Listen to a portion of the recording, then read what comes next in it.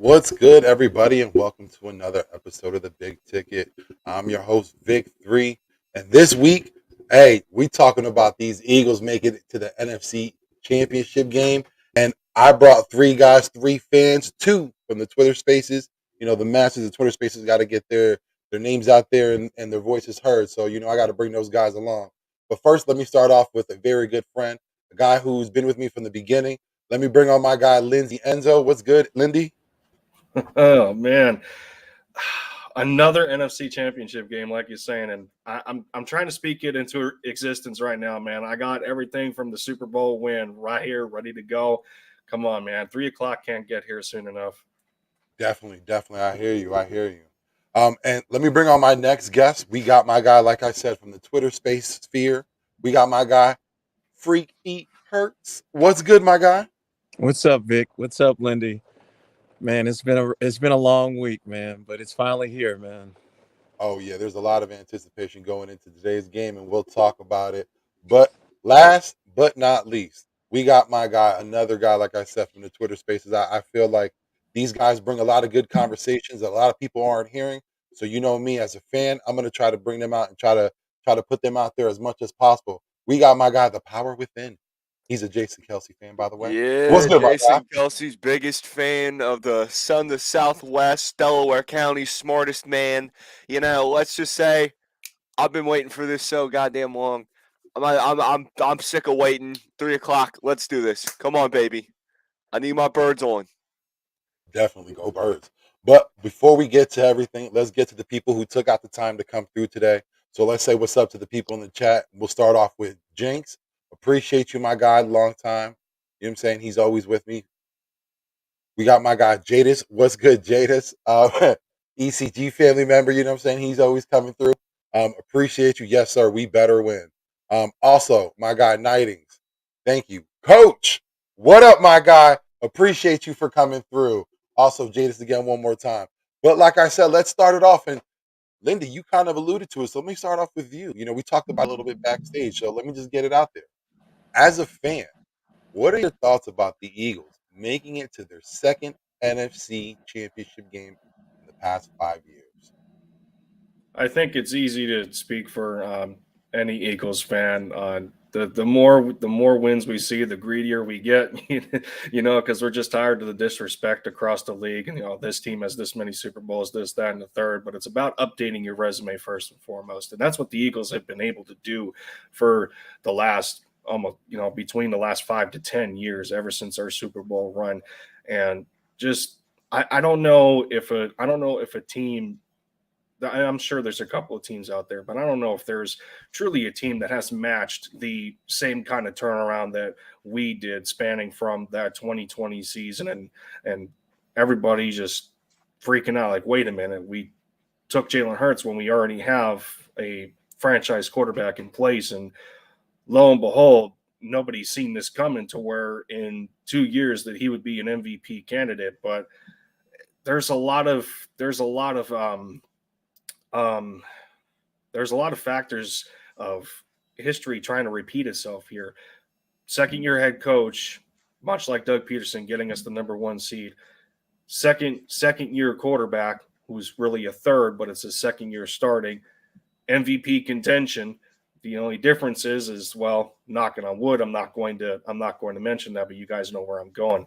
But just all in all, what fantastic of a job that this front office has been able to do when Jeffrey Lurie and Howie Roseman, those guys up there have fans breathing down their neck for for all a bunch of different reasons. Just people thinking that there's too much incompetence, especially in our GM, um, and when it comes to the draft. But how he was able to handle the draft this past season, how he was able to handle free agency, make all the necessary trades.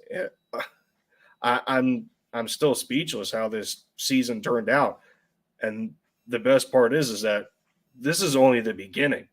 A lot of these guys here are young this time. It's not like our first Super Bowl run where a lot of them are inching closer to their twilight seasons. But it has been an awesome experience so far, and we're just going to be hungry for more, man. But we got to take it one game, one day, one season at a time. Listen, it definitely has it, and you hit it, man. Listen, Howie has been through it. He was cast away from the other side of the NovaCare complex to come back in 2017. To bring that first, championship, and now to do it all over again. To for us never to think that we would have a second quarterback after Carson Wentz. After making that deal, he goes into the draft, goes into the second round, gets hurt, who we think is someone who we're going to end up dealing away. Someone who will develop for a while, maybe be a backup, and then we'll end up dealing away. But then end up kind of be somewhat the savior, and helping us through the end of the Carson Wentz era, and then bringing on what we have today, especially this young nucleus. But Freak, let me get your thoughts. What do you think about the Eagles making it to their second NFC championship game in the past 5 years? I mean, I think it really put in perspective how lucky we are to have a GM and an owner like we do. And it's never been done where a team won a Super Bowl, went to the NFC or AFC championship game, and went back 5 years later with a different head coach and a different quarterback. It's never been done.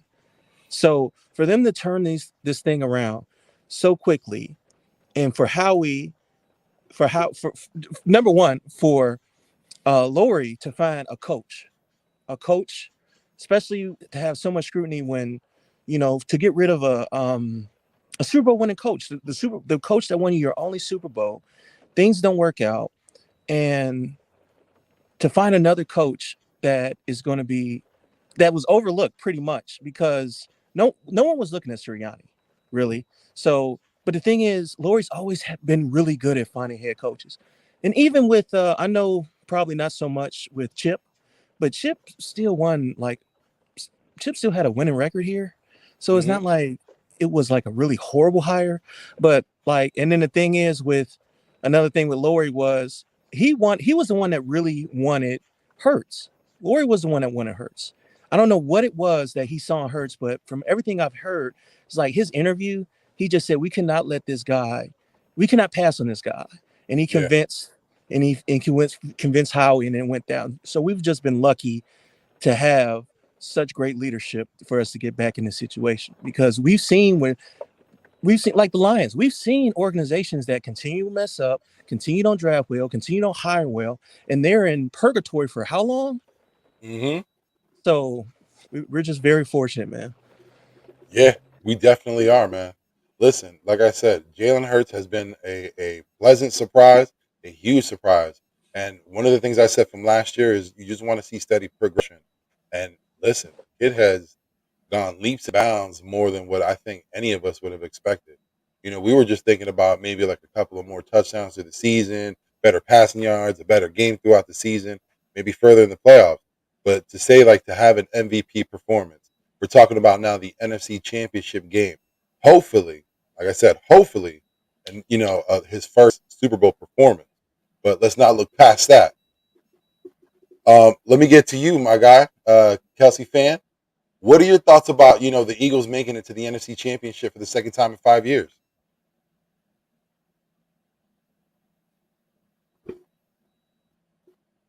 Oh, are you there? Sorry, Oh, yeah, there I'm we go. sorry. My mic was muted. All After right. like last year and the What's good, seven Steve? and seven, how much were we? Like 7-7, and then we lost in the wild card to Brady and the Bucks, right? Mm-hmm. I was thinking, okay, yeah, it's all right. Get up next year. We'll probably do like I don't know. We'll get like 10 and 6, 10 this. We'll be fine. We'll get somewhere. We might make it to the wild card again. But I think it was like week 6, week 7. One of those weeks where I'm just sitting there. I'm like, this team is not like just gonna sit there and take being mediocre. This team has something to strive for. This is Jalen Hurts' season.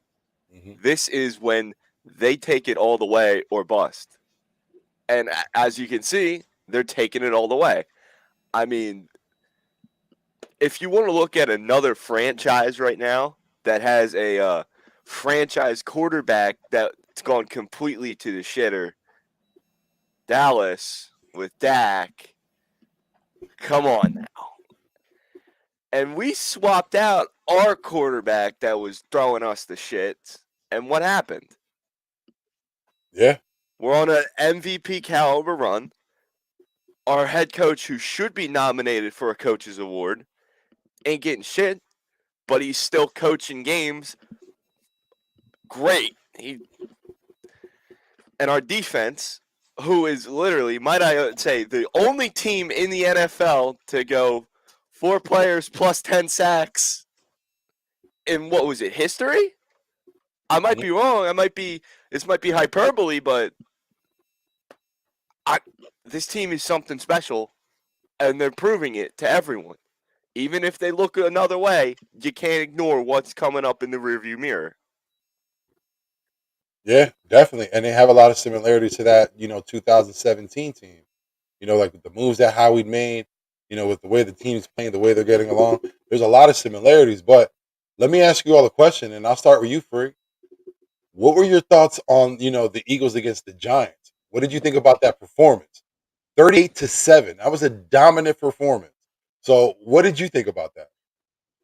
I think it was just a team that was just tired of the disrespect and wanted to go out there and put together the best game they could, because I know they was hearing all that stuff about how San Francisco was better, how the Giants were better than them, and I understand that they weren't putting together their best games down the stretch. They weren't like the defense was pretty solid down the stretch, but it was just some inconsistencies from the offense sometimes. And then we know it's because Jay was gone, but people wasn't putting that together. They just were thinking, hey, you guys were good in the beginning of the season, but now you're starting to fizzle out. We think other people are better. We just don't see it right now. You're injured. They got told they were injured. Lane's injured. You're injured. We're just going to go with the Giants. A lot of people were picking the Giants. They were saying that the Giants had the momentum. They were saying that look how good Dexter Lawrence was. All this other stuff. And then look how bad the Eagles look against the Eagles and then the Giants backups, right? So I think in that bye, and what we've seen is that when you give the Eagles a bye, not only do you give our players a chance to recuperate, to get healthy, you give our coaching staff an opportunity to really look back and see what was working for us and what isn't working for us right now. So to get that bye was very special to this team. And when we went out there, we really just put everything back into focus. We focused on what was working, what wasn't working, and we just went back to our fundamentals, man, and we saw what happened. So, like I say, I'm just grateful for that bye because it really helped this coaching staff and this team. Oh yeah, I think that week off definitely benefited, like you said, especially with the coaching staff. It gave them time to put a good game plan together, and we seen the way it was executed. But let me get your thoughts, my guy, Lindy. Excuse me. Let me get your thoughts. What did you think about the Eagles' performance against the Giants? What did you think about the coaching? Everything. Let me get your thoughts on that.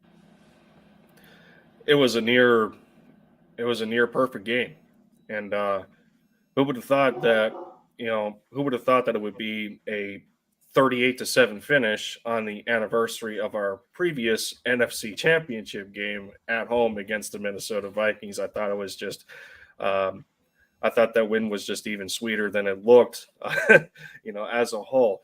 But it also showed one thing to me that we have to make sure that we do again, although against a lot better of a defense. The Eagles that game against the Giants had 17 first downs because of their run game. Um, and every time, and it's almost Dallas Cowboys syndrome, but we do it a lot more efficiently than they do. When Dallas cannot run the football, they have a very hard time of winning football games because their quarterback is just inconsistent. The Hmm. difference is that the Eagles are a dual threat in that regard just because of Hurts' ability to use his legs. And you couple that with just as good enough of a defense, of a historic defense for that, to where yeah, the Giants were okay on third down. They were almost 50%, 5 of 13, but they had 3 fourth down conversions and only got or attempts, excuse me, and they only got one of them. Couple that with how good the secondary was. Bradbury with that interception, yards per play. The Giants weren't pushing the ball downfield at all at under 4.5 yards versus the Eagles 6. 268 rush yards. I think is going to be a massive key when we get into, or when you get into the next, whenever the topic is about the 49ers game. But all in all, when you play near perfect football like that, it makes the job of the quarterback so much easier when he has a run game to rely on, because really a lot of times the defense can't just pin their ears back and go after the quarterback, because not only is he dual threat, but you're already tiring out the defensive line because they can't stop the run. They're getting manhandled by our offensive linemen, which we already know. We have 2 first-team All-Pros on there between Jason Kelsey and Lane Johnson. But and I can go on and on about this game, but in a nutshell, this is who the Philadelphia Eagles are at their very best, and they're near unstoppable. And it was a perfect example of them showing it at Lincoln Financial Field, where San Francisco is, to us, our next victim. Yep. Power within. Let me get your thoughts. What did you think about the Eagles' performance against the Giants? Like damn near perfect. As you were saying, it's damn near perfect. I'm sitting there on that couch thinking it's going to be a tight game. You know, they just had that little beauty with the Vikings. Personally, I dislike the Vikings a lot. Mm-hmm. So I thought it was nice to see them get rid of Kirk Cousins in the playoffs. But at the same time, I knew New York was going to be a little pain in the ass, because you got to face a team 3 times. You got to do this. Daniel Jones has near the same stats as Jalen Hurts, but Daniel Jones is not on the same caliber as Jalen Hurts. The numbers Agreed. might have looked similar. Hurts was out for 2 games, where those stats would have gone way up.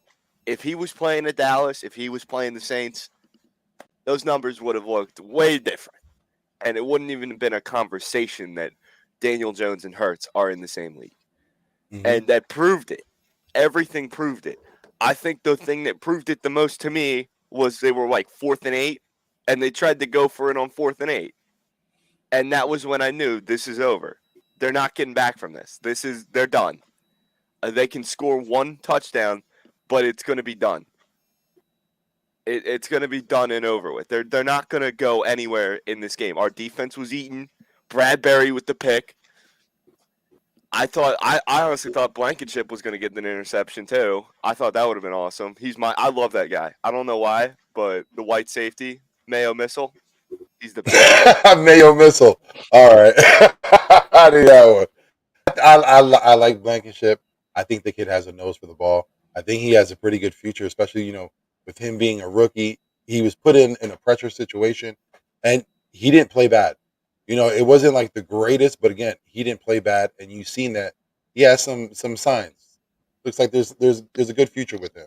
His first career interception, Aaron Rodgers. Can't get much bigger than that, can you? Hey, facts. That's facts. Let me ask you all a question, and I'll stay with you, my guy. What did you think about Nick Sirianni talking when he was like, "I know what the fuck I'm doing"? Who did you think he was talking to?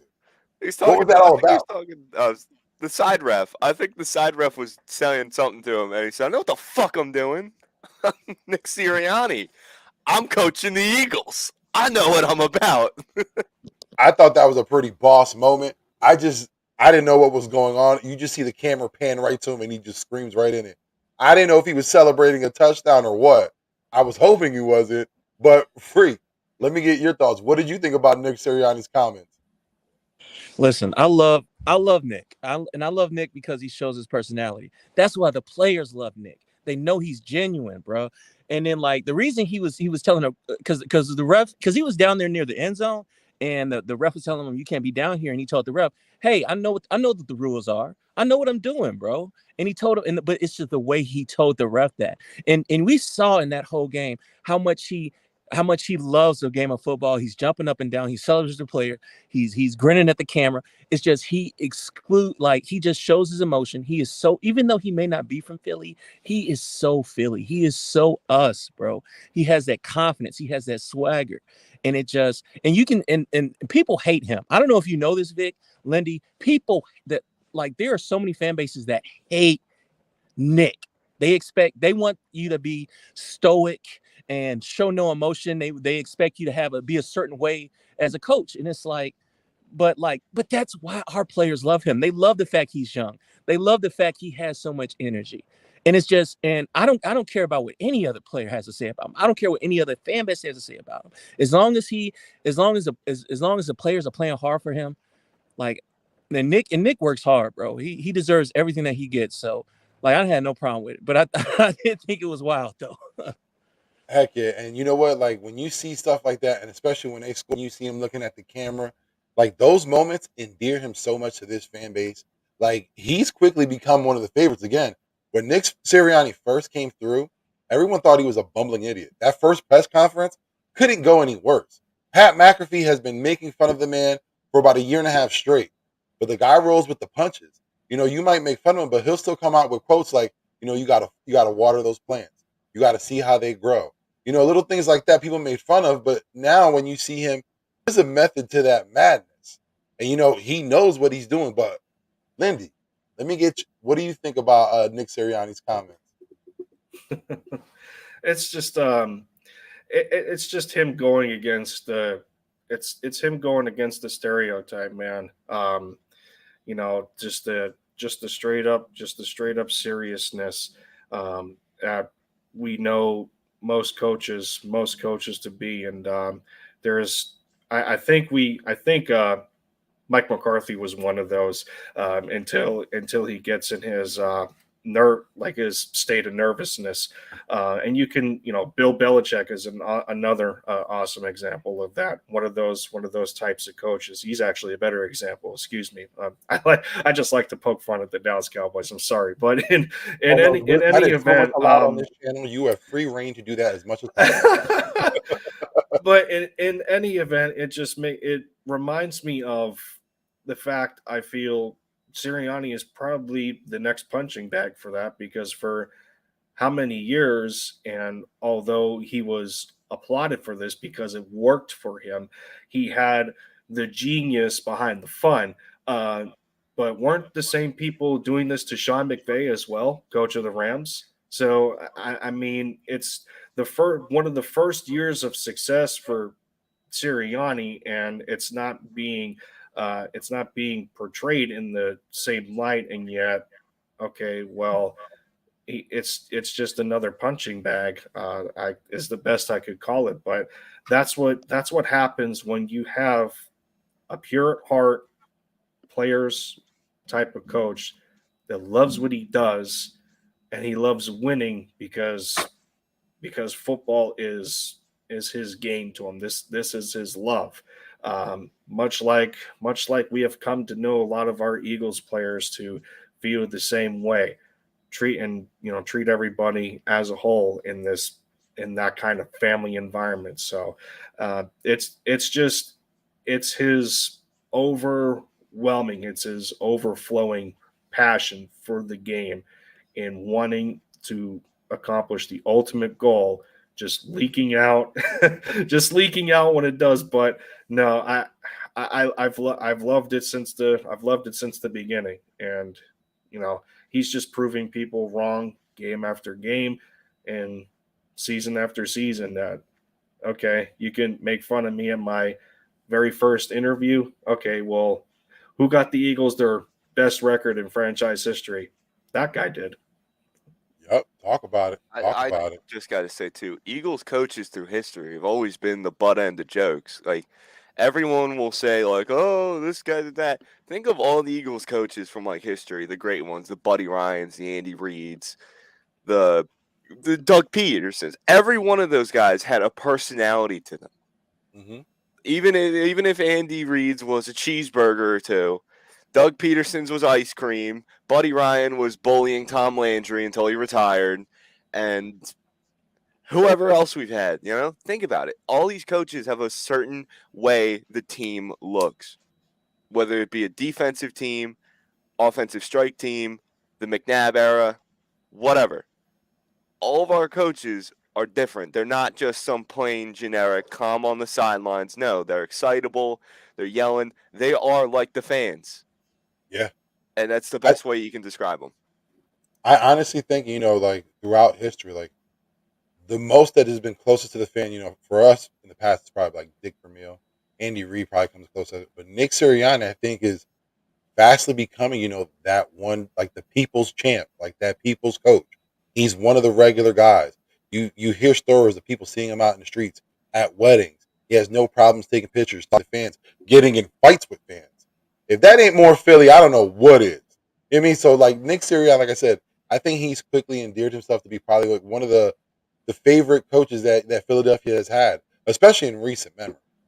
For Andy Reid, for the most part, a lot of people, thought he was standoffish, with his short answers. He always had the same answers. Doug came in here with an emotional intelligence that Chip Kelly did not have. We all know that. But I think Nick Sirianni all around is a great coach. And, with the fans, he's nothing but amazing with them. You see it every week, the way he talks with them, the way he interacts with them. Even the way he interacts with the media. Like you can see, like he's a Philly guy. He exemplifies what a Philadelphia coach should be. And we're lucky to have him right now. But Freak, let me ask you a question. Let's talk about these Niners now. Let's get into this. Let's get into the opponent. Let me ask, in that divisional round against the Cowboys, what do you think about their performance? You said what? Repeat that question. What did you think of the Niners' performance against the Cowboys? I mean, Yes. that was the first time I really saw Purdy get pressure, and that's what I really wanted to see how Purdy would react against pressure, and I knew he was finally going to see it. And I mean, he wasn't a world beater. He didn't have like a great game, but he showed me more. He showed me that Purdy is gonna. Purdy's not. I don't know how to say this, but I'm not one of these guys that's underestimating this kid because Mm-hmm. he is something. He's something special, and I'm not saying that he's gonna be like all pro and nothing, but the thing is, he's got heart. Purdy has heart, bro, and they believe in him, and he believes in himself, and Cal believes in him, and that's what they showed me. And the thing is about the Niners, but that was the first time I really saw the Niners like almost had an opportunity to lose. If the Cowboys had a better quarterback, Cowboys would have won that game. It's as easy as that.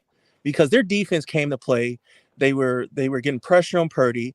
They were making their stops on third down. They were doing good. It's just the thing is that the Dallas Cowboys quarterback can't stop throwing interceptions. And it kind of screwed them. And but yeah, that was it gave me confidence going into this game because I feel like we have a better team than the Cowboys, and we can where the Cowboys made mistakes, we can actually have success against. So yeah, but the Niners, their performance, it wasn't anything special in that game to me. Um, but yeah, that's what I had to say. All right.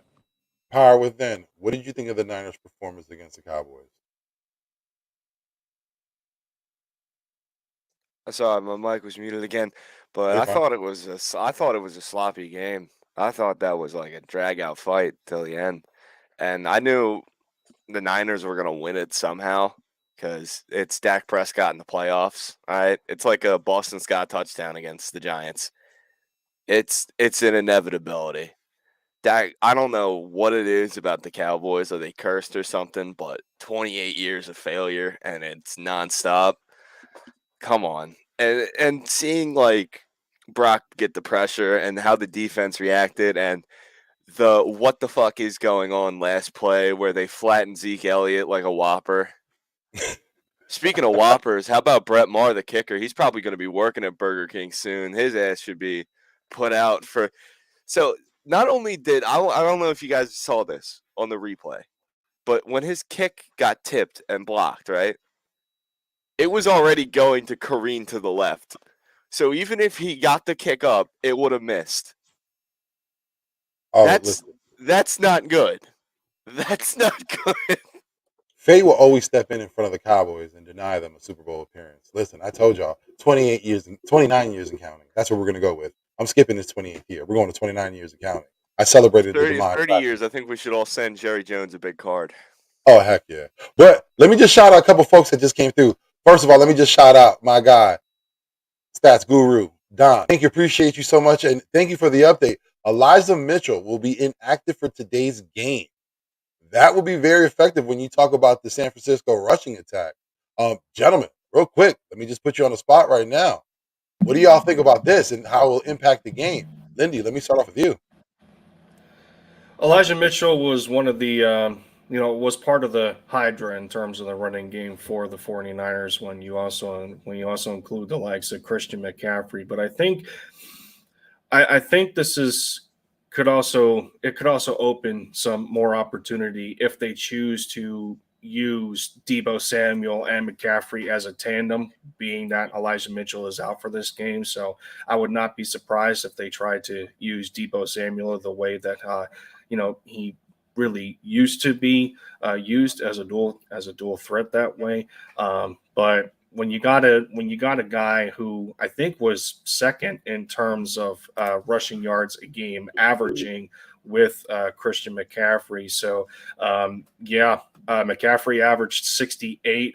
Jeff Wilson was 59, and Elijah Mitchell was 56. That took Debo out of it a little bit to where he only averaged 18 a game. So with them losing one of their three-headed monsters in that run attack, being outside of CMAC, not just being a running back, but a receiving back. But I would not be surprised to see Debo get some snaps that way and try and really go through this Eagles defensive front. So we'll see what happens. Yeah, I agree. I think Debo will get a lot more looks. But I don't know how long the Niners knew, that he would be inactive ahead of time. Hopefully, they didn't give enough time to game plan that in for today. But Freak, let me get your thoughts. What do you think about Elijah Mitchell missing today's game? I mean, I think that's big because I don't know if you guys know this, but McCaffrey's still dealing with a calf thing, and I know they like to limit him. He hasn't been having like a bunch of carries in games, but they like to limit him because of that. So that's big now because who's gonna get those other carries? Are they gonna try to use him more now? Are you putting him more at risk to get in for that injury to flare up? So and then Elijah's a great change of pace back. Elijah's very fast.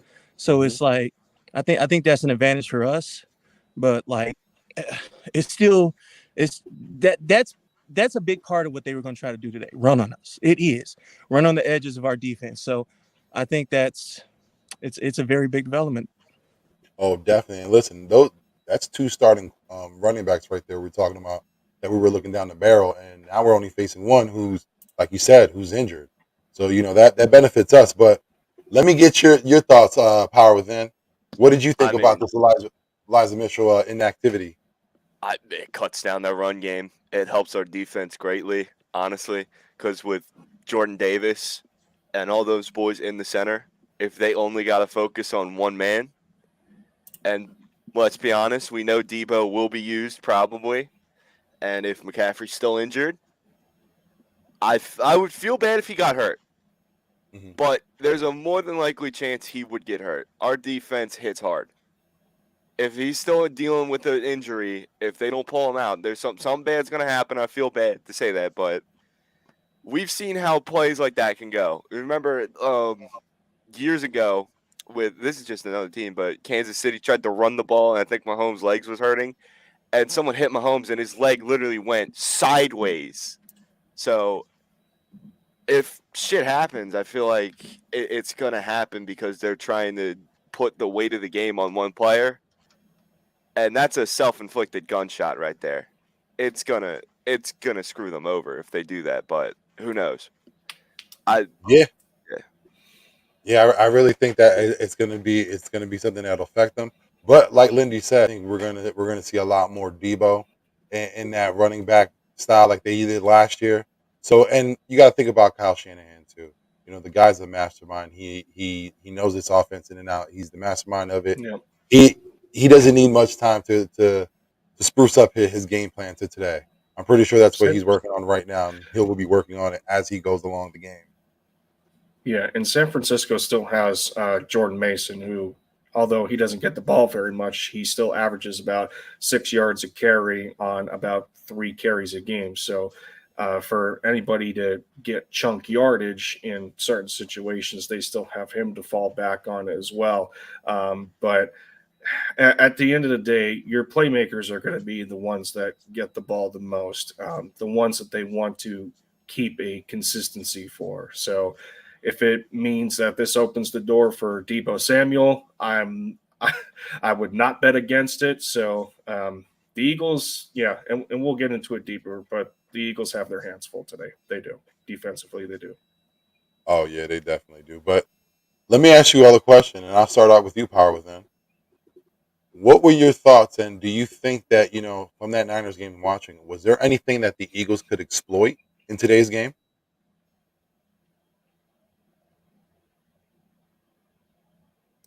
Sorry about that. God, I gotta make sure this mic game is on check. But I think the defense around Bosa is very exploitable. He's their best guy they got right now, and as we know, Niners can't really block the pass. They can't. I don't know what it was, but if you have a good passer, and we do, I think we're fine. I think we're fine. I think we might use a little more of the tight end today. I think Dallas Goedert might get some balls today. A little more than Brown, a little more than Smith, because hey, the way he was throwing people in the Giants game, he's probably going to be slapping more people out the way tonight. I feel it. Hey, we got to put Fred Warner to work. We can't let him focus on Jalen Hurts all day. So yeah, Dallas Goddard is someone that has to be keyed in on. He's someone who I hope is healthy enough and has a big game. But Freak, let me get your thoughts. What did you see in the Niners Cowboys game that you think the Eagles could exploit? I think just to piggyback off what Power just said, there's some throws to be made in that secondary, and I know Dak missed on a couple of them. Just looking at that film, so that's the key. But the thing is like they're very good in the middle of their defense, but if you throw outside the numbers, you can get them. And we have probably the best defense when it comes to. I'm sorry, we have the best offense with 20-yard passes or more, and they're probably one of the weaker defenses against that. I don't know if people know that they're like 24th or something against that. So there's throws to be made on that secondary thing. The thing is, though, are we going to have the time to make those throws? Hmm. Because I feel like we have the best offensive line in the game. They have a very good defensive line. So we have to see if we're going to have enough time to make those throws. Yeah, definitely. Lindy, let me ask you. What did you see out of that Niners Cowboys matchup that you think that the Eagles could exploit? Well, with the loss of Tony Pollard, that completely took out Dallas's run game. Um, and being that you two guys below me have already touched upon the defensive line for different reasons, and you already touched on the secondary, which was an idea that I had to where outside of Jimmy Ward, can you really name anyone else viable on that Niners secondary to match ours? Not really, but they're still good football players because they're led by an awesome defensive coordinator and D'Amico Ryans, who I think is going to be the best coordinator that we are going to face all season, Hmm. alongside Shanahan. So if I have to point out something else. And Kelsey fan has already alluded to this with the defensive line, but I made it a point earlier in the show that the Eagles need to establish some sort of run game, as I don't think the Niners defensive line has really faced, um, you know, with us having our own Hydra with the likes of a Boston Scott, a Kenny Gainwell, and a Miles Sanders. They all attack you in different ways, as the three of them are not necessarily alike unless you want to put Kenny and Boston in the same category for their height. But outside of that, we know Boston Scott's a giant killer, but he also needs to be a Niners killer for this game. And one of the reasons that they are so successful is because of how well our offensive line is shifting the D line off of their spot. The Giants got absolutely bullied in that game. There was no stopping. There was no stopping our offensive line.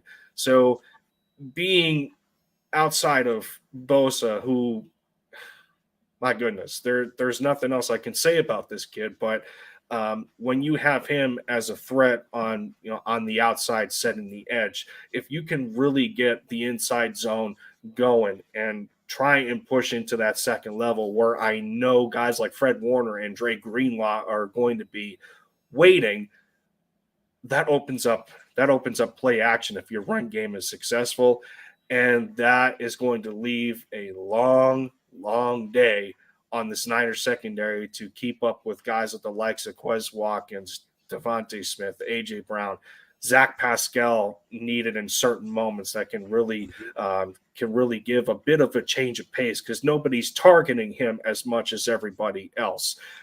So I would have to say we're going to have to be able to exploit running, punching this Niners D line right in the mouth with that run game, the way the Eagles have been able to do against almost all of our opponents this regular season. Yes, it's going to be hard to do that because the Niners have not allowed more than 70 plus rushing yards for a long while, but the Eagles have the weaponry to get it done.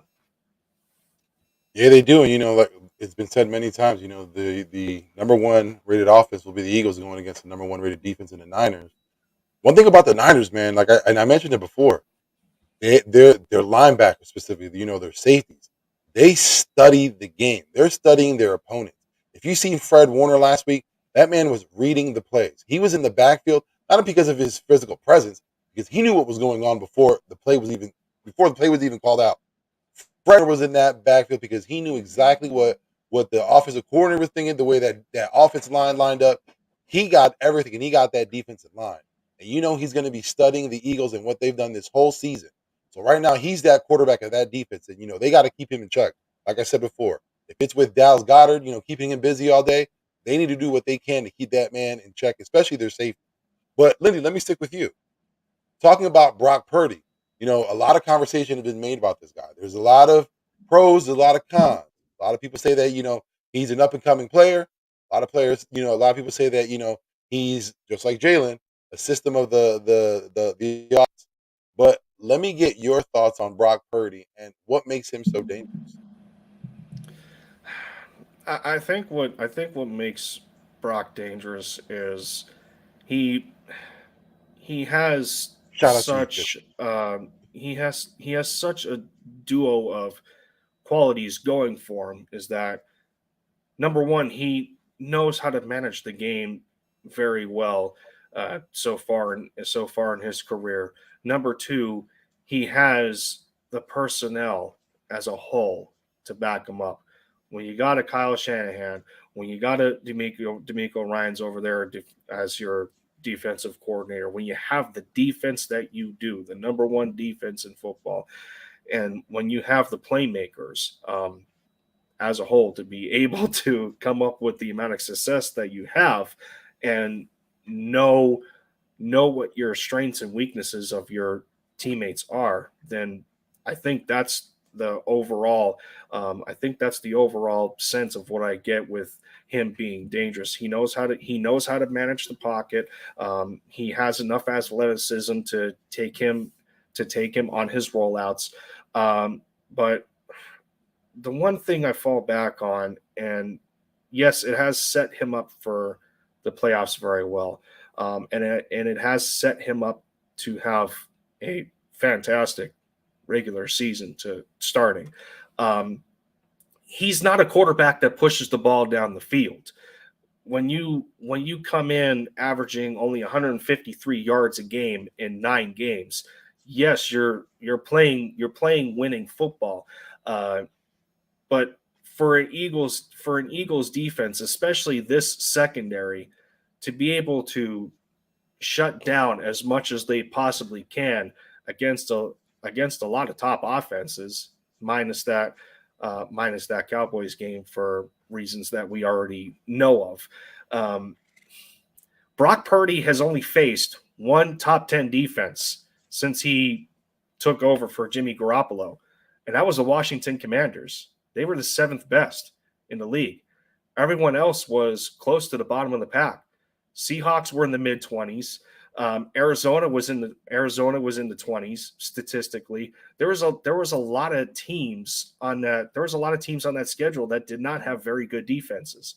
The Chargers were notoriously known for, yeah, they have Justin Herbert, but their defense was awful. Arizona Cardinals, like I mentioned, the Saints weren't top tier like they used to be for the last couple of years that we faced them, and of course that was some of Jalen Hurts' biggest test games. Oh, the Saints have such a vaunted defense. They weren't great this year. Neither were the Miami Dolphins, going as up and down as they were. Tampa Bay wasn't the same team. The Raiders were the Raiders. I mean, I don't see a good defense other than Washington. That although Brock was able to put 37 points on, he didn't face very many good defenses, and this is probably going to be his greatest test, especially in a playoff atmosphere coming to Lincoln Financial Field. He's going to be up against it, but he and Jalen Hurts have already faced each other in college. Yes, Yep. different atmosphere, different stage, but Hurts got the best of them. So, yeah, I Not by mean, much. if I can put Not it by all, if much, I if can you put it all remember. together, yeah, it wasn't by much. I got that part. But if I can put it all together, that's in a nutshell of what I got out of Purdy. Right now he's a very good game manager, but I don't know if he really has any top tier qualities right now that can get him to that next level. But he has a long way to go to really boost his growth as an NFL quarterback. Yeah. Listen, I think, like I said, when if anyone's heard me since the kid came in second game, I thought it was amazing. He came in on the biggest stage, going up against Brady, and it didn't affect him. Comes in, he's creating records for the San Francisco 49ers, like I mentioned before. Averaging 2 touchdowns, averaging 200 yards per game, something that hasn't been done in the 70s. That says a lot when you have Steve Young and Joe Montana being those quarterbacks that weren't able to accomplish that. So we've Right. seen the game that the kid plays, and yeah, he doesn't push the ball downfield. I think with that offense, I don't think that's what it's meant for. But the kid does manage the game well, and he does create some time out there. He extends plays. But Freak, let Mhm. me get your thoughts. What are your thoughts on Brock Purdy, and what do you think makes him so dangerous? I think the kid is smart. It's not easy to run that Shanahan offense, and he doesn't make mistakes, man. He's like Jalen. He's not gonna be throwing. He's not gonna put the ball in danger. When he's pressured, he knows how to throw it away. And the thing Mhm. is, like he will scramble a little bit. Like when you think you have him, he will scramble a little bit, keep his eyes downfield, and he would try to find the open man. But the kid is very smart, and he is if you let him, he will pick you apart. I think he can do it. But the difference is that Dallas and us, I don't think he's faced a pass rush like ours. I think we have the best pass rush in the league. 75 sacks shows that, you know. Um, and I think we're going to be able to contain him and get him to the ground. And that's the key, to get him to the ground. And I really want to see got hit a couple times. I'm talking like a couple times. How's he going to react after that? Is he still going to have? Is he going to be seeing ghosts? Is he still going to be able to handle the pressure? You're in Philly. That crowd is going wild. He's going to have to be able to do the silent count. That's a lot of. He's going to be under a lot of pressure today, and it's not just going to be from us. So, like, this is his next test. We'll see what he's really made of. But he's passed all the checks so far. He's 7-0 for a reason. So we'll definitely see today. Yeah, like I said, he came to the big stage and he's not flinched yet. But one thing I think for the Eagles, when you were mentioning before, how they if they get him, they got to get home and attack Purdy and hit him, and get him off his game. I think most importantly, they got to affect his timing with his receivers, because that's the key thing. That's the key to his success. The timing that he has with those receivers. If you disrupt that, then I think that's where you see problems start with Purdy. But Power, let me get your thoughts. What do you think about Brock Purdy, and what do you think makes him dangerous? I mean, what I think makes him dangerous was no one saw him coming. No one saw the Mr. Undrafted, Mr. Irrelevant coming out of nowhere. And this kid who was given the keys to the car, he didn't just put his foot on the gas. No, he hit that shit full set. It's all the way, right? He wasn't going 50 on the highway. He hit 100. And I think at some point, the car is running out of gas. And we've seen that when defense puts pressure on him, his one move is back to the left, back to the left. And that's going to be exploited. They're going to try to force the 2nd and 20, the 2nd and 15, and they're going to force him back, trying to cover everyone. They're going to force this guy back, and that's going to be what kills him. That's going to be what shits in his cereal. It's not going to help him that his move when pressure faces him is back to the left. If he runs into it, if he tries to create a gap and gets him running in, hell, maybe they plan for that. Who knows? But I think it's going to be his Achilles heel. Yeah, hopefully. Freak, I have a question for you. Christian McCaffrey started off the year with the Panthers. Again, it was all right season, but then he gets traded over to the San Francisco 49ers and everything changes. San Francisco wins 10 straight games. They became one of the, best running teams in the NFL. But let me get your thoughts on what makes Christian McCaffrey so effective, and do you think that the Eagles will be able to contain him? Christian is the ultimate weapon. He catches very well. He runs routes very well. He's strong. He's fast. He's smart, and that's what makes him so good. All those factors. The thing is, he's just only thing that's really held him back is his injury history. That's the only thing, and I think being in this system, like, has been a dream come true probably for him because you see how well he's flourished, and he's such a hard guy to defend. Um, how do I feel like we match up against him? Like the weakness in our defense is our linebackers. So if I see Kaiser on him, like, that's kind of like a red flag for me. But but that's on them. They have to, like, our linebackers have to be very good today. They have to be very good. Kaiser has to be very good. TJ's already had a great year. It's good. It's great that we have Avante back there. It's going to be in the corner. I mean, it's going to be a slot plan today. I feel like we can do it. I feel like we can do a better job than other people's done, but I still think he might be able to get his. I do, but I feel like we can slow him down. Yeah, listen, the Eagles went up against the Colts and went up against the Titans back-to-back weeks. We're talking about two of the best rushing runners in the league, and the Eagles were able to hold Derrick Henry and Jonathan Taylor to, I believe, a minimum of 30 yards each. So I'm hoping some of that game plan that they use there gets implemented into today, because Christian McCaffrey is going to be a problem. I know he's injured, but I'm not going to take it as that it might affect him right now. I'm thinking that he's fully healthy because he's playing. So to me, he's fully healthy. There are no issues with him. But let me get your thoughts, Lindy. What makes Christian McCaffrey so effective, and do you think the Eagles will be able to contain him today? I think the biggest thing that makes him effective now is the fact that it's not C-Mac or bust anymore. When it just like it was on the Panthers, he's not the only one that you have to account for anymore. And and much like, yes, we didn't. This wasn't necessarily the same for the Tennessee Titans when AJ Brown was there because they still have King Henry, but it's more of the positional advantage. So you add an AJ Brown to this receiver core, an up and coming receiving core. Well, that just opens up so much more that you can do offensively. And that's the exact same thing that happened to an already good 49ers offense, is that you put Christian McCaffrey in a mix with a bunch of other running backs to where their production increases significantly outside of them not having just one Swiss Army knife in Debo Samuel. Now they have two to play with.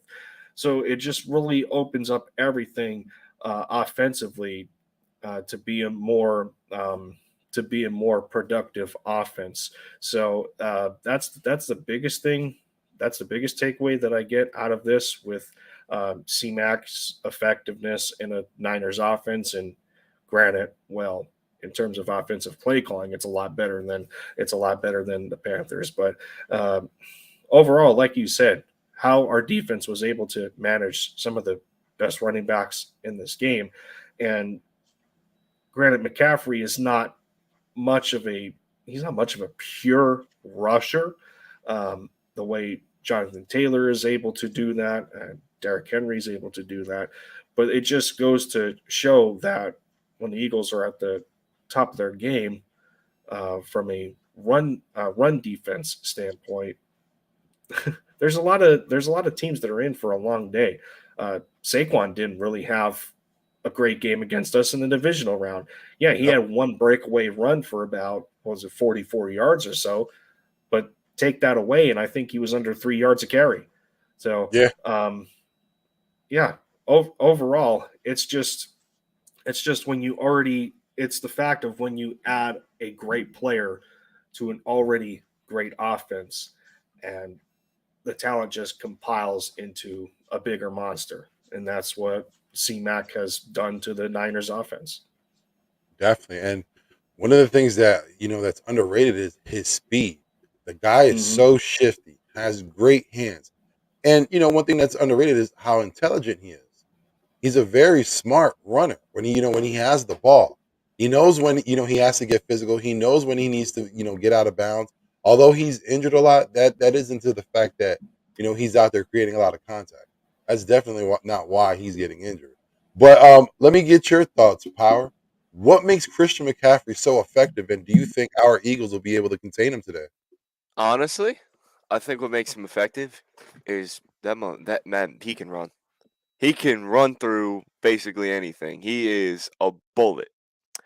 Watching him run straight past Dallas defense during their game, you could see he's got everything. As you guys said, he's the Swiss Army knife. He's one of the Swiss Army knives with Debo Samuel, and I think we can contain him.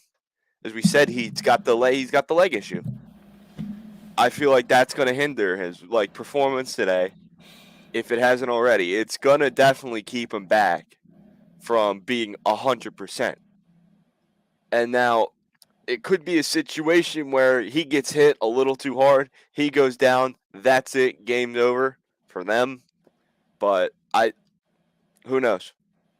Who knows the true severity of it until we actually see him play? Yeah, that is true. Like I said before, for me, I'm looking at Christian McCaffrey as he's healthy. If you're healthy enough to be in the game in the lineup, then that means you're a full go. I don't think that the Eagles should game plan or think that he's injured or any way or think that that would affect him. For me, Absolutely he's not. coming out there at 100%. Mm-hmm. Power. Let me stay with you. Um, Against the Giants, the Eagles used a three-headed rushing attack. We saw Boston Scott get his. We saw Kenny Gainwell. We also saw Miles. But do you think that we're going to continue to see that going forward in this game? I think, in all honesty, we're going to switch it up. Like, our offense is so versatile that we could switch it up.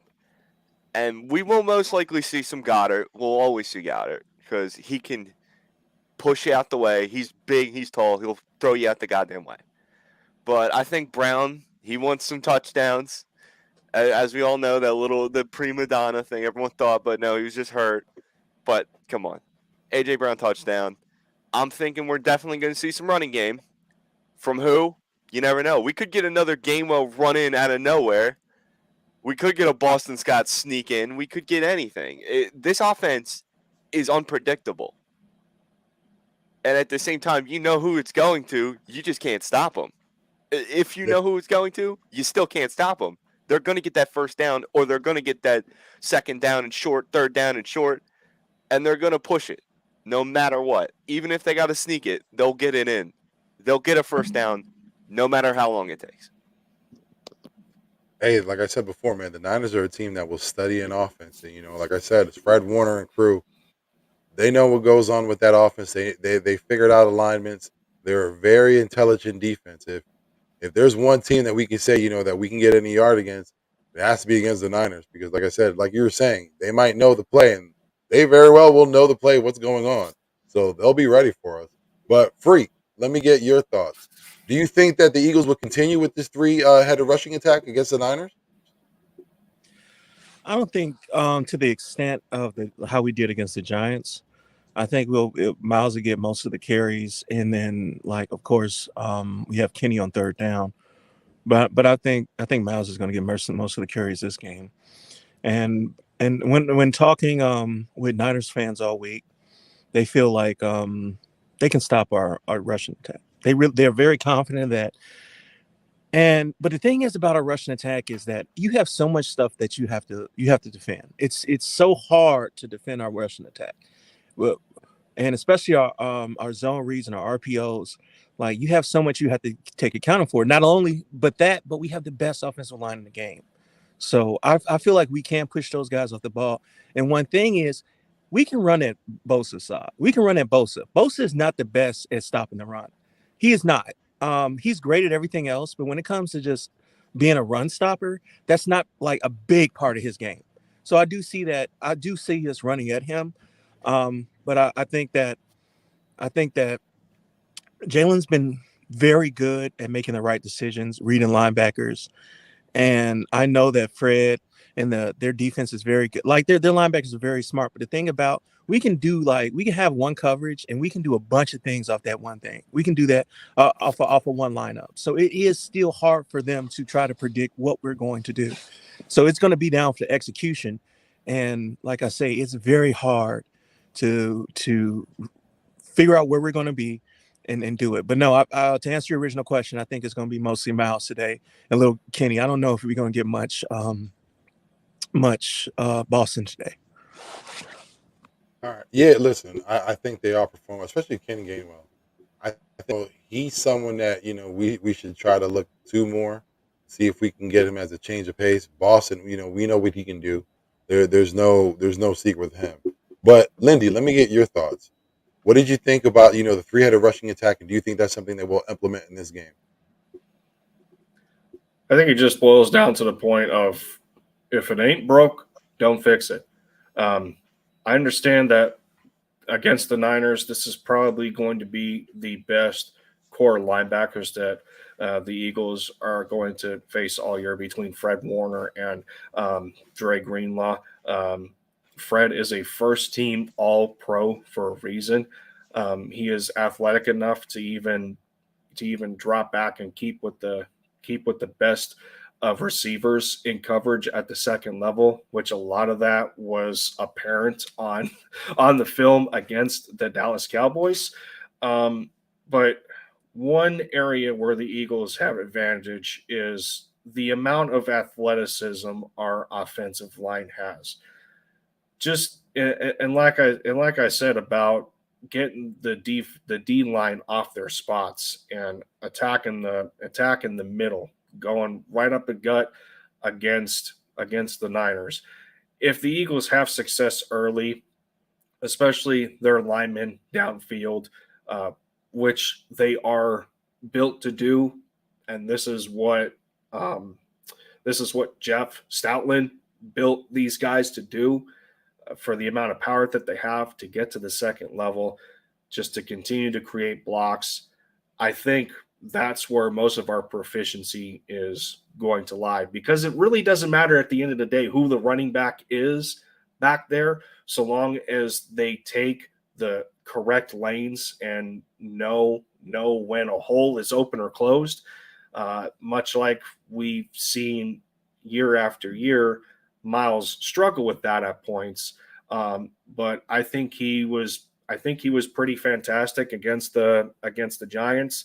Um, all three of them were making excellent decisions, but it's going to be not so much about the running backs, but it's going to be about how dominant our offensive line is going to be against the first and second level of the Niners.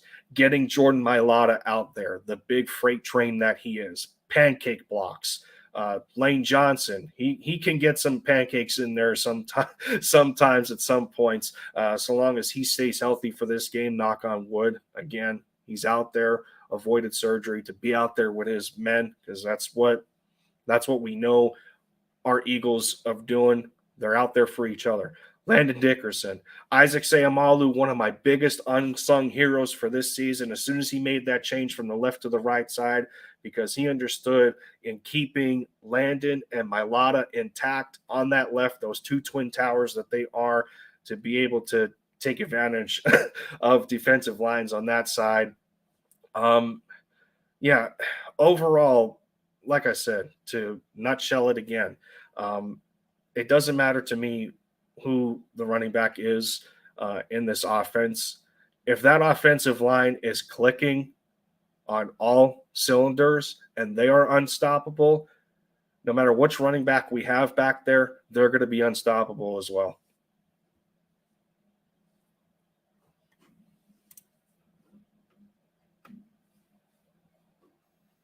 I'm hoping that the running game can take effect. Opening up the passing game, that's something that we always look for every week.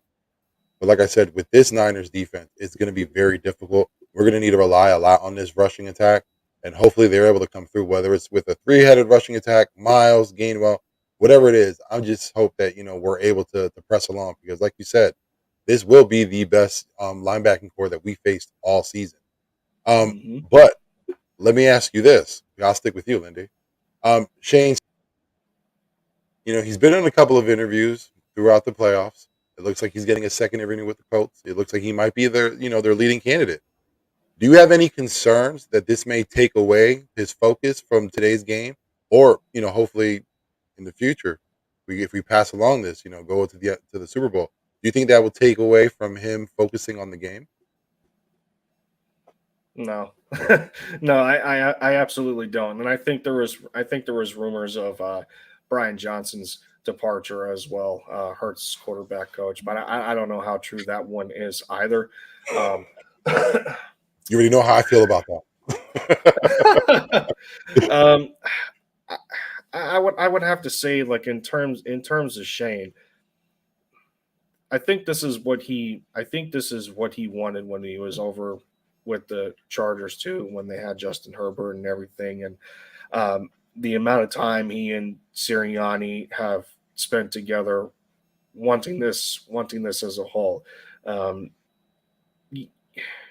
You don't change pace of your mindset this early, and I know having a job is important, and he probably wants to and he probably wants these opportunities to remain intact. But when you're right on the doorstep of going to the Super Bowl and you have one more win to get you there, I think that's when you know where the priority lies. So, and even if he does go, I do commend him for the job that he has done up to this point. Sirianni knew that he needed help in terms of being a play caller, and well, Shane did a pretty darn good job for as much of the times that we were mad at him for not running the football enough. And well, it's an Eagles offense. That's what we've been used to for how many years? Even yelling at Doug Peterson when he was the play caller. Come on, man, run the football, But no, when you know the amount of importance that is behind this season historically, all that this team was able to accomplish, you don't stop now. You wait you wait until the final result. I'm not worried. Hey, that's a great answer. Freak, let me get your thoughts. Do you think with all these interviews going on right now that this would take attention away for Shane Steichen from the game? I mean, he had interviews last week, and both him and Gannon coached the games of their lives. So, like I say, I think that they realize what's at stake here. especially I think with Gannon, because Gannon probably thought that he was going to have a job last year, and he didn't when he left here. So like, and then with Shane, like if you come out here and you don't call a good game, that look how does that look for your for your future employer? Don't you think that Yep. looks bad? You know, especially at a big game like this. So I think they know where the priorities are. I think that these guys are smart enough um to put that on the back burner and focus on this. And not only that, like when you have a head coach like Sirianni's going to make sure that these guys are ready. He's going to make sure of that. So like there's trust. I have trust in them. They've shown it. Um, but to answer your question, no, I don't. I don't have any concerns. All right. Power, let me get your thoughts. Do you have any concerns with, all these interviews that Shane Steichen has been on? Do you think that'll take focus away from the game? In all honesty, no. I think, like you said, he wants to add that to his resume. If he can add NFC championships, if he can add anything to pad out the resume, I think that looks better on him. So he's going to be focused on getting the wins, getting shit going. And by the way, you guys, come on, you've been saying his name wrong. It's Shane Spikeman. Don't you remember? Mr. Spikeman over here is going to coach the game of his life. Let me ask you this, Power. We talked about, the trio of Dallas Goedert, AJ Brown, and Devontae Smith. Do you think that they'll be able to exploit this Niners defense? 100%. They've been doing it all year to defenses that have been either lesser, equal, they've been able to get that ball no matter what. And we're forgetting about one person that also puts touchdowns in there, our quarterback. Jalen isn't just going to be the stationary turn, throw the ball. No. If he sees opportunities, if he sees a lane, or even if he finds like an outside, he'll get in there. So this is not just the three-headed beast. No, this is four heads. There's a lot more heads on this damn thing, all right? It's a hydra. It'll keep growing heads. You cut off one, more will come, all right? Oh, I like that. I like that a lot. Freak, what are your thoughts? What do you think about the trio? Do you think that they'll be able to exploit this Niners defense? I think they can. They definitely can. They have the talent. You have all pros between the three of them. You have Pro Bowlers between the three of them. 2,000-yard receivers. Like you have the best route runner in the game. Nah, Devontae will be there in a couple years. He's gonna get to that level. I know there was some Niners fans. We were fighting about who's the better route runner, him or IU. These Niners fans are very skeptical, y'all. But yeah, like AJ, top 5 wide receiver. Their secondary is not that like that is the weak link in their game. But I'm not saying that they're like scrubs. They will play guys tough. But the thing is, we have some of the best skill players in the game. We have that. And even with Dallas, a lot of people are saying we put Fred on Dallas. Fred is going to win that 100% of the time. You're taking a lot away from Dallas here. Dallas is I think a top 3 tight end right now. That's what I feel like. Before he left, before he got hurt, I felt like he was playing like right behind Kelsey. So like Dallas is still going to be able to get open. Dallas is still going to be physical. He's going to be able to play physical. That's part of his game. So I definitely feel like we can take advantage of that Niners defense with the skill players we have. Definitely. Lindy, let me get your thoughts. Do you think that three-headed monster of AJ Brown, Devontae Smith, and Dallas Goedert will be effective against the Niners defense? They absolutely can. You know, and like we've been saying, the Eagles have been doing this to teams all year because it doesn't matter at the end of the day who our opponent decides to take out of the game defensively. When and it just went week after week after week. You know, week one, it was AJ Brown. Week two, it was a little bit of everybody because Quez Watkins had the bomb. Devontae Smith had an excellent game. The first game against Washington, it was a little bit of AJ Brown, but Devontae Smith was just killing that Commanders secondary. And we're not even mentioning much of the run game either. I mean, Miles Sanders can go off at any point in time. Kenny Gainwell showed that in the divisional game, but like I said, it's gonna boil down to how Jalen Hurts plays the quarterback position overall. Does he still have a little bit of issue in terms of getting to his full set of progressions? Yeah, he does. And I think that's where D'Amico Ryans is going to exploit that, like Todd Bowles did last year against the Buccaneers.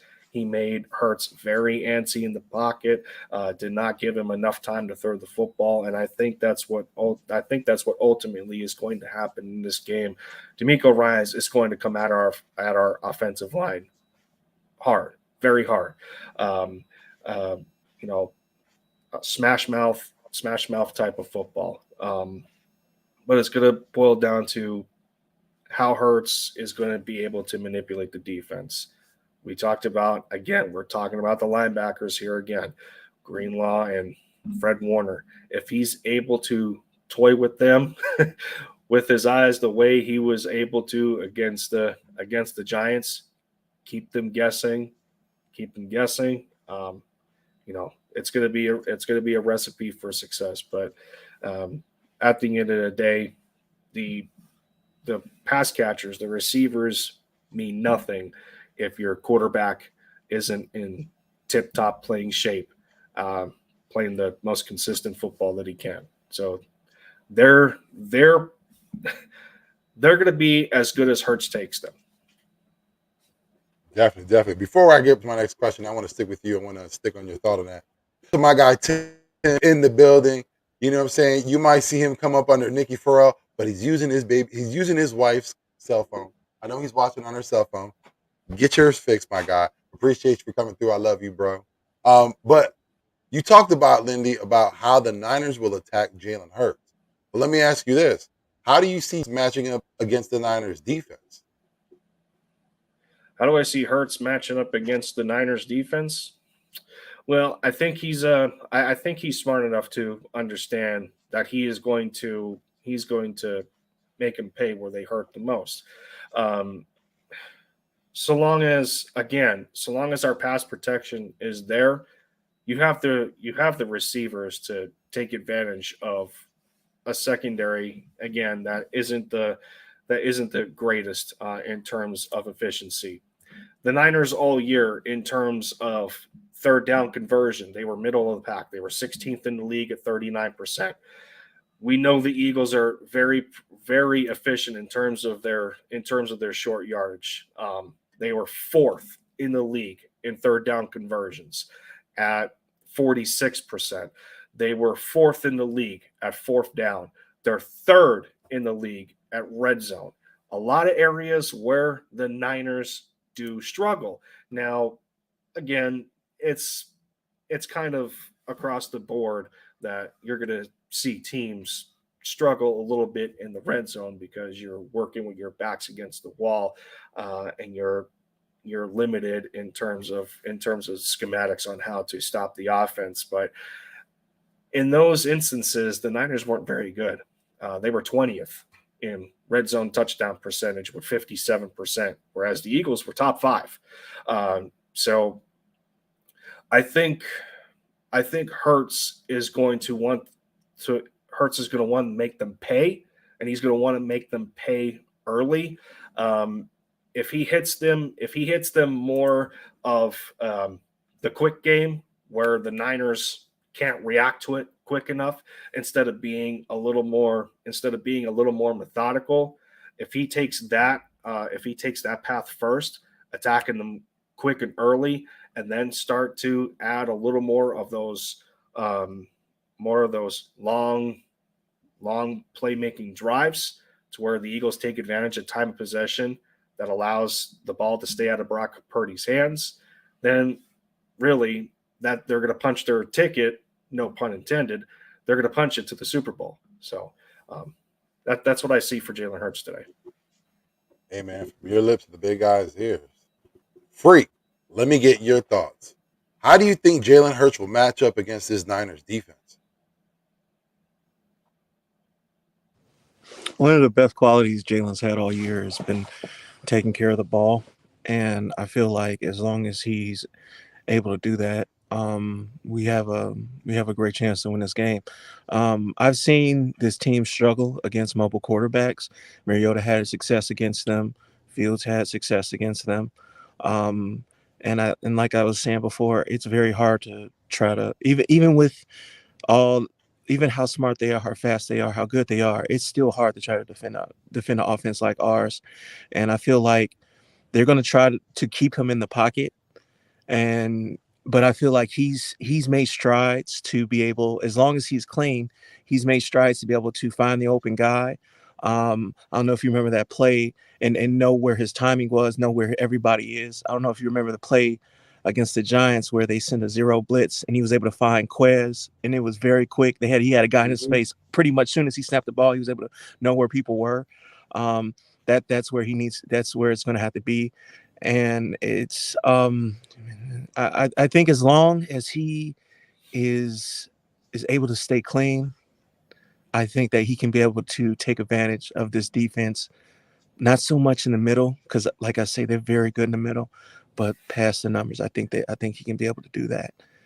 Um, one thing I know, this is different. The thing is though, they're gonna have Bosa on Mylata. They're gonna have Bosa on Lane. Lane looked Mhm. very good last week, but we know how strong Bosa is. So it's going to be a test on him. And then if you want to think of any weak link in our defense, on our offensive line, it's probably Mariota, even though he's been playing a lot better, but he still gave up 6 sacks this year. So both of those guys are going to get tested. And if they're able to hold up, I think he's going to have a good day and match up very well against the Niners. Yeah, I think when you look at Mylotta and Johnson, they both will be having a heavy dose of Nick Bosa today. But I think Mylotta's the one that scares me the most because he does have times with quicker defensive ends. You know, there are some times where they can throw him off balance. But as for Lane Johnson, like I said, man, he's the best tackle, period, in the league, period. So I have all the confidence in the world in my guy. But Power, let me get your thoughts. How do you think Jalen Hurts matches up against this Niners defense? In all honesty, that's the one thing I was nervous about, but not because their D line is the best, but because of Bosa. Bosa coming right at Mulata might be a problem. It Mm-hmm. definitely might. As you said, he's had that problem with quick defense. But I think he can get his shit together and he can definitely keep a block long enough that Jalen can get the ball up, run for a couple yards, or do something. I think it's going to be how quick is Bosa versus how sturdy is Mylata. I know how sturdy Lane Johnson is. I know how sturdy he is. All right, everyone knows that. Hell, the man's got a touchdown on his record. I don't think anyone else can say they have an O lineman with a touchdown like that.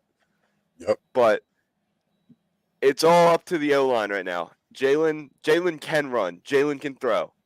But can the O line keep him safe for long enough to get those things going?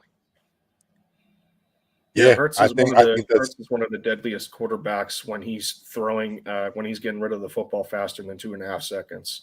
That's a well, fact. He's one of the best in the league. one of the weapons I'm surprised I haven't heard anyone much talk about is the fact that how quick Jalen can use his legs. He knows where if he has nothing upfield and he sees an opportunity in front of him, he's going to take that opportunity.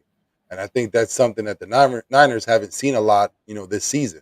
They haven't seen a quarterback who will take advantage of that. And I'm hoping, like I said, Jalen keeps all options open.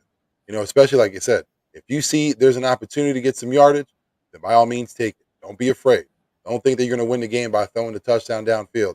If you can win it by your legs, then by all means, win it with your legs. But let me ask you all a question because as a fan, this is what I want your response as a fan. So I'll start off with you, Power. Do you still hold a grudge against Niners fans for disrespecting the Rocky statue? It's on site at this point. I can't stand it when they do that shit. Vikings fans, those corny Midwesterners, these San Francisco D-bags. Okay, yeah, let's come in and put something on Rocky. Yeah, that always goes well, right, genius? You got to look at history. What happens when teams do that? Not good shit. It ain't going to be pretty. The fan, Yeah. I remember I was hearing stories about people were going to the bathroom at the link. They were Vikings fans. We were still up, and some guy just came up right behind him and socked the dude in the back of the head. So it's not going to be well if you're a Niners fan at the link today. And if people have been drinking since about, I don't know, what, 5 in 4 the a.m. morning? Yeah, They've 4 or been out 5 there in the tailgating morning. since 4 a.m. That's wild. And shout out to y'all if you're watching this. If you see this, listen, shout out to everybody that's in If the you're parking lots tailgating right right now and now. you're watching this, I love you. Get out And there. if you just went out there to tailgate, salute to you. But let me get your thoughts, Freak. Do you still hold a grudge against Niners fans for disrespecting our Rocky statue? Like I said, Niners fans are disrespectful regardless. Before I got on Spaces, I got on Spaces a little bit before the season started. I didn't know how bad they were. They're very entitled. They're very cocky. They're pretty much assholes, y'all. They are jerks. They have this gang mentality. They're not a gang, but they do the bang bang Niner gang. They just feel like they are better than your whole fan base. They're better than your whole team. And don't get me wrong, I see why they're cocky. They're the hottest team in the league right now. They have the highest scoring offense in the game with Purdy. They have the best defense. I see right now why they're cocky. But the thing is, though, they have no humility. They are not humble one bit. They feel like the amount of disrespect I saw on Jalen Hurts they was comparing him to Tim Tebow. They are jerks, bro. So I did not need to see them disrespect the Rocky statue. Everybody does that shit. So it's everybody does that when they come in there. But the thing is, when we go to other people's cities, do we sit there, go to their landmarks and do dumb shit like that? We don't do that. But we get labeled as a horrible fan base and shit. But it's everybody else when they come to us, come to our to Philly, they want to do all this extra shit. But it's totally fine. It's totally fine because after this game, they're going to get humbled. They're going to get some of that humble pie. And remember what I say. Shanahan chokes. This is around the time where Shanahan chokes. It's either the Super Bowl or the NFC Championship game. Don't get me wrong. He's a fantastic coach, but he always stumbles over his feet somewhere. He always does it, y'all. And I've been telling Niners fans that. So we just got to wait and see. Who's been calling him the Aaron Rodgers of coaches? I heard that somewhere. Aaron Rodgers got a ring. Aaron Rodgers got a ring, Lindy. So he's not even that. That's true. Hey, That's Brett true. Favre But has a ring it too. was He what, probably 13 sold years it, ago but now? Nah, Brett Favre is selling it, man. He's getting that. If he sold it, he got it back with the welfare money that he used off of Mississippi. Oh my goodness. No, that Rocky stuff, it's almost beating a dead horse at this point to where teams like to use the one thing that tries to trigger us the most. But this is me talking personally. I'm going to let my team do their talking on the field, especially when the Eagles win. Our team does the talking at the end of the day, and to me, we're already used to this in our own division. Cowboys fans are the same way.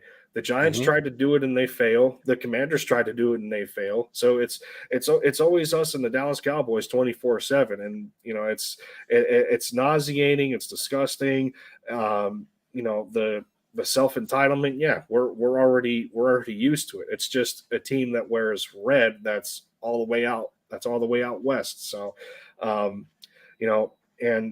didn't and just like we were saying, the Minnesota Vikings really that was a lesson to be learned for them. The last NFC Championship game we had, they came in as cocky as they can be, doing skull humbling. all the time. It was a beautiful humbling.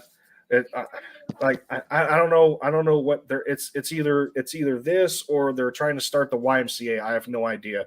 But no, I mean, it's just you're going to learn your lesson the hard way.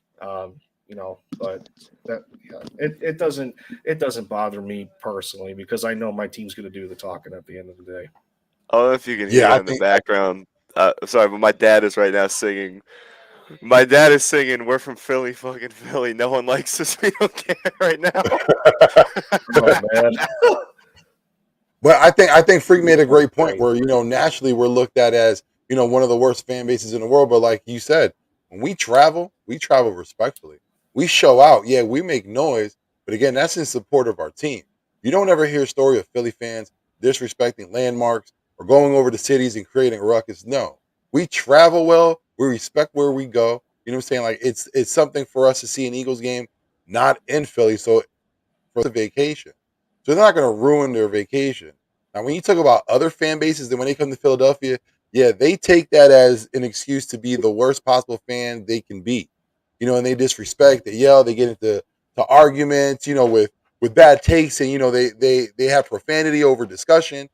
That's the way it is, and I think that narrative needs to change. People need to understand that Philadelphia, their fan bases are probably one of the best fan bases. Yeah, when you come to our stadium and you have an opposing team's jersey, we're not going to say nothing. But if you're talking crap all game, and like Lindsay said, we'll let the team do the talking. But once the team talks and that outcome comes that we're winning, oh, you better best believe you're going to get a barrage of snowballs coming your way. You're going to get that because, again, we waited quietly all game. Once the outcome is said, then you're going to get yours. Again, if you're going to say something, you got to, expect the repercussions. It's not going to be all sweet. But I think that narrative has to change about Philly fans. We are one of the most respectful fan bases out there. There are, especially when you talk about the Niners, we don't have any fear of getting killed when we go to a game. If you wear any color other than red Thank you, this bro. game, yeah, you're going to get killed because what it is, it's all tied to gang. So if you want to talk Wow. about one of the Yes. worst fan bases, Raiders, Niners, y'all hold that title. But I'll keep going because I'll get off Vic, my the most soapbox. violent fan bases, bro. They constantly fighting over there, bro. How many times do you hear Niners fans getting killed? Man, it's ridiculous. Like I said, that narrative needs to change. We threw snowballs at a Santa who was drunk. That's why he got snowballs tossed at him because he That was a was Santa almost who went out 100 years there. ago. Yep, We he was okay. a We might Santa have who went out cheered there Michael drunk and Irvin getting hurt. disrespected. Okay, we booed Donovan McNabb. We do stupid things. No one's perfect, but I gotta say, it's a corny thing. The Rocky thing is so corny. I don't get like my mom literally just said this to me. My mom's was saying it's a corny thing that they think is disrespectful, but when everyone does it, who really gives a shit? Yep. But listen, we're getting up against it. The game will be starting in 20 minutes. So I have a couple of questions for y'all. And I'll start with you, Lindy. What players do you think will be in factor in your game? I called Dallas Goddard the X factor for the Giants game, and that proved to be true, especially early.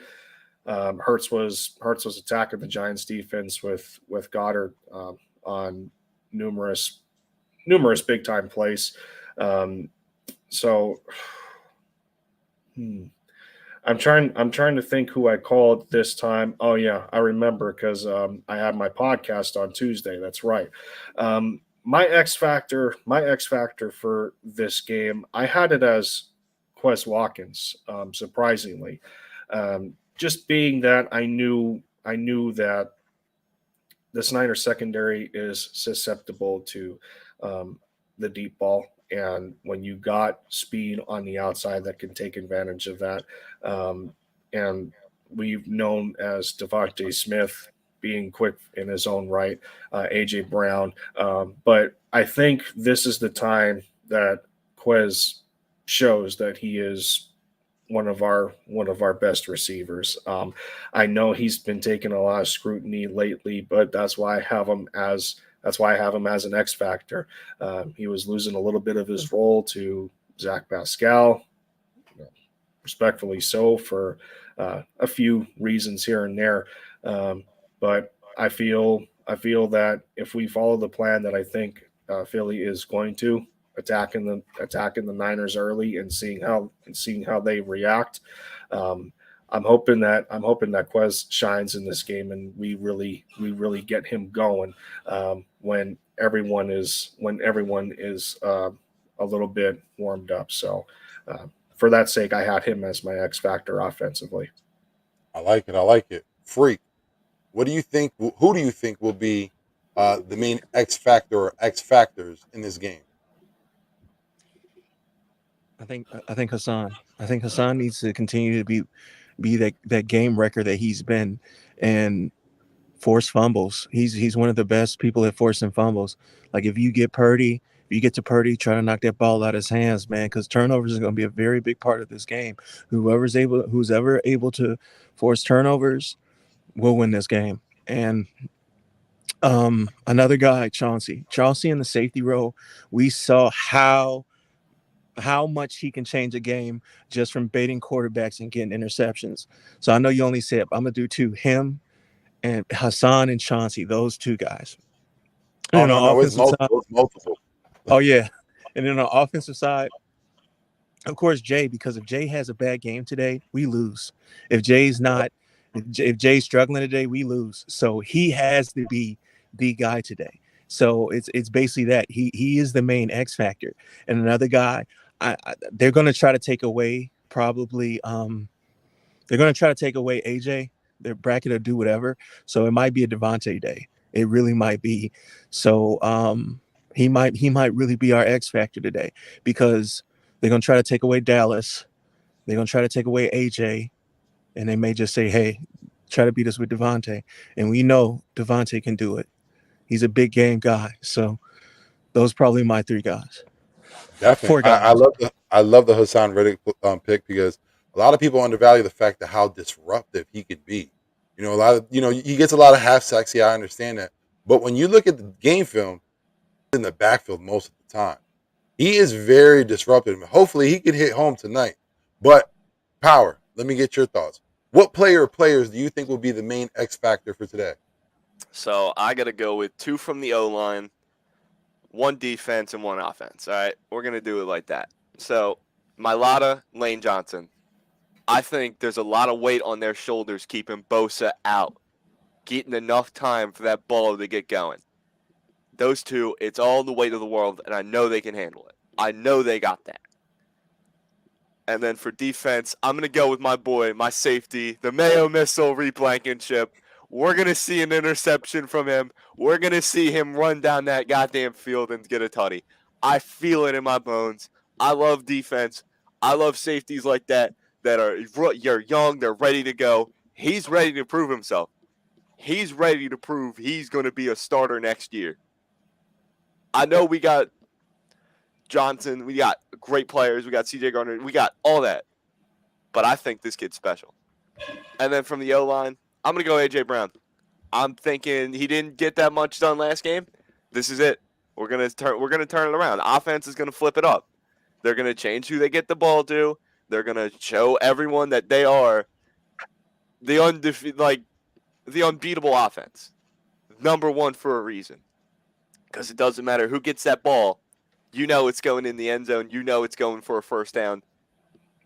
It's going all the way. Definitely, definitely. For me, I'm gonna have to say Miles Sanders has to be an X factor. I think, like I said, before attack, I think we need to implement it a lot. I'm hoping he has a big game. Chauncey Gardner Johnson, I think he's another one. Um, he can change a game with those interceptions. And lastly, man, my guy BG, he got to get back there disruptive. He's good for a strip sack. He can change the outcome of a game as well. You know what I mean? Like it's all about momentum. If these guys create turnovers, like I know they can, the momentum will swing towards the Eagles' way. If I had Uh, to pick somebody, if I had to pick somebody defensively, because I only went offense, mhm. defensively for me, it would have to be T.J. Edwards, locking down that second level with he and Kaiser White. I know how good of a tackling machine that he has been, but unfortunately, he's also very susceptible in terms of being a coverage linebacker. So. I would look for San Fran to try and take advantage of that early, so long as he's consistent and doesn't allow for much to happen at the second level. Then I think it makes it a lot easier on the Eagles' defensive front to really go after and pressure Brock Purdy. But that can't happen unless the linebackers are not playing at the top of their game. So I would have to say T.J. Edwards has to be in command with Kaiser White in order for that to happen. Yeah, I definitely agree with that. Definitely. Last but not least, this is the last question. And Freak, I'll start off with you. Let me get your hot take and your final scoring prediction for today's game.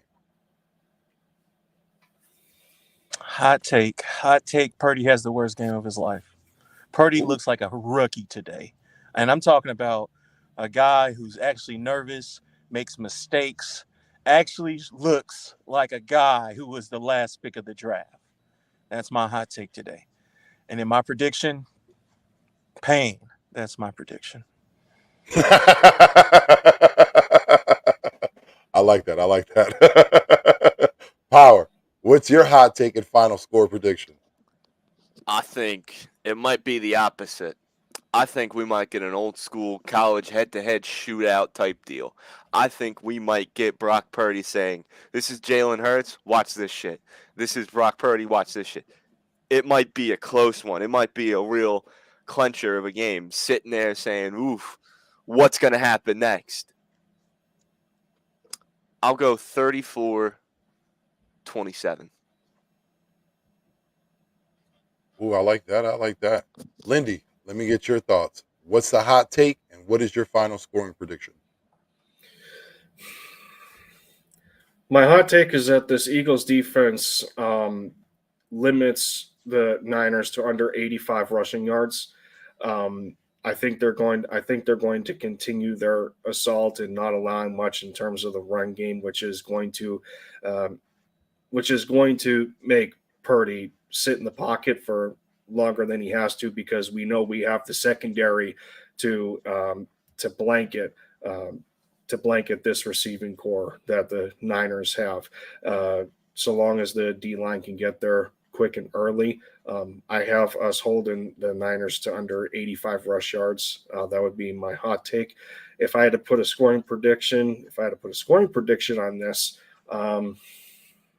man, I don't know if I see 38 this time for the Eagles because this is going to be their biggest test in terms of a defense that they have faced, the number one defense that is. So, but I still have faith that they're going to put close to 30 points on them. So I would have to say 28-21. Philly goes to the ball. Ooh, I like it, man. I like it. For me, I'm going to say my hot take is it's going to be a very low scoring game. We're going to see what we've seen with Dallas. The Niners are going to keep the score low. The Eagles aren't going to score a lot at first. Hopefully, the second half, will be better. But I'm going to say it's going to be low, like I said, 17-21. Not going to be anything crazy out of the ordinary. It's going to be a low scoring game. Um, no, I not heard the money line on that, but I think Eagles are what 2.5 up. We're a 3-point favorite last I checked. Oh, now we jumped up to 3 point. But gentlemen, let me just say I appreciate you for coming through. Thank you so much. Let everyone know where they can find you. Lindy, let me start off with you. Well, you were able to find me on my channel, although it hasn't worked out to that point because of a bunch of different things. But otherwise, that doesn't mean that I left my podcast that I have with Philly Jim.